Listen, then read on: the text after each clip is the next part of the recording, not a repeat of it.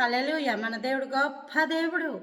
27వ తారీఖు 7వ నెల 2026వ సంవత్సరం.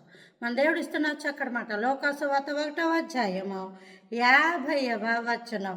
ఆయనకు భయపడు వారి మీద ఆయన కనికరము తరతరములకు ఉండును. ఆయనకు భయపడు వారి మీద ఏముంటుందట? కనికరం. మన దేవుడు కనికర సంపూర్ణుడు.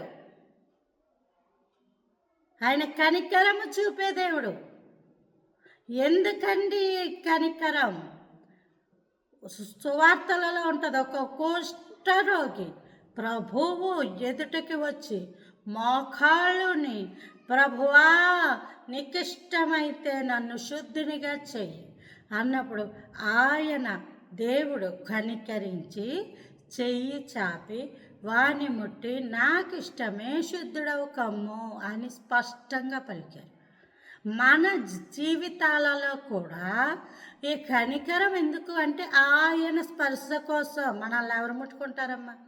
ఎవరు ముట్టుకోరు. ఎందుకండి ముట్టుకోరు అంటే స్వస్థత కోసం. నీవు దీవించబడాలన్నా దేవుడి యొక్క హస్తము నీకు తోడుగా ఉండాలి.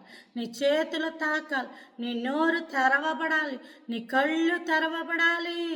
ఆ ప్రభుల వారు ఒక వ్యక్తి యొక్క కళ్ళు ముట్టుకున్నారు. మన కళ్ళు కూడా దేవుడు ముట్టుకోవాలి. ఆశ్చర్యమైన సంగతులు చూచున్నట్లు మన చేతులు దేవుడు ముట్టుకోవాలి. ఆర్థికపరమైన దీవెన కోసం, ప్రభు యొక్క మహోన్నతమైన కృప, మంచి నడవడి, ప్రవర్తన కోసం మన పాదాలు కడగబడాలి.